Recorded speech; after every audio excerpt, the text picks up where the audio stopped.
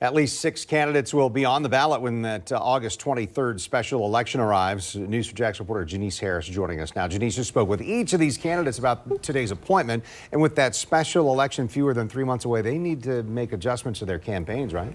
Correct, Ken, and they are aware of that. Some of the candidates told me they thought Governor DeSantis appointing JSO Undersheriff Pat Ivey as the interim sheriff was a reasonable and fair choice.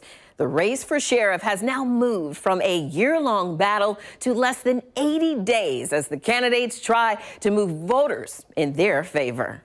It's official. A special election in August could decide who the next sheriff will be in Jacksonville. In order by last name, Lakeisha Burden, Wayne Clark, Dr. Tony Cummings, Ken Jefferson, Matthew Nemeth, and T.K. Waters are running for the sheriff's seat. Each candidate has been thrust into a shorter time to rally for votes. Candidate Lakeisha Burden is optimistic. I'm excited.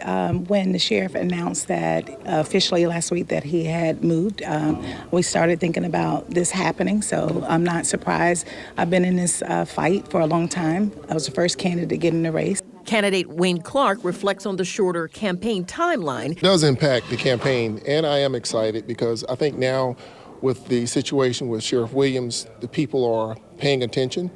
And they need to make sure that we quickly get a qualified candidate in office for sheriff. So, in a statement, Dr. Tony Cummings wrote he looks forward to the special election. However, he expressed disappointment with Governor Ron DeSantis and Sheriff Mike Williams, saying in part, it is unfortunate that the current sheriff has put the hardworking taxpayers of Duval County in such a compromising position. I cannot imagine a scenario where the citizens would accept the appointment of a candidate endorsed by a sheriff that has abandoned his post, even if it's the governor making the appointment. Candidate Ken Jefferson said he believes the interim sheriff appointment makes sense and looks forward to campaigning. Looking forward to a robust campaign season. We're no longer in a marathon right now. We're in a full sprint, so it's go time. Candidate Matt Nemeth is looking forward to the special election to implement his strategy plan sooner, saying in part, I'm afraid the governor might have inadvertently gotten caught in a backroom deal. He goes on to say, I fully respect and support Governor DeSantis and know that if I'm elected as sheriff,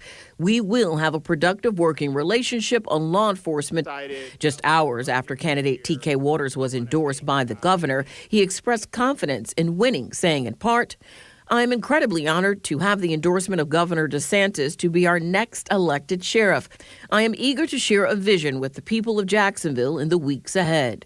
As the countdown to the special election is moving quickly with less than 80 days, the attention now focuses on the candidates. And it's important for you to know those candidates had a lot more to say. So in this story on the website, you can find their full interviews. But also, candidates don't always agree.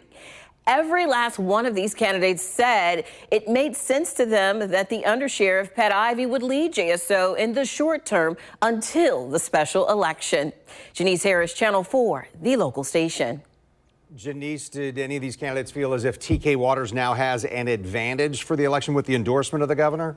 No, the candidates mostly saw it as par for the course, for the exception of those that I quoted that had opposition. They were not surprised by this. However, the public can expect to see more and hear more from each of these candidates. All 6 will have to get out and really work to convince potential voters that they should be the next sheriff. Now we get to see the strategy from each of these candidates and how they will execute it. And watching closely, Janice Harris, thank you very much.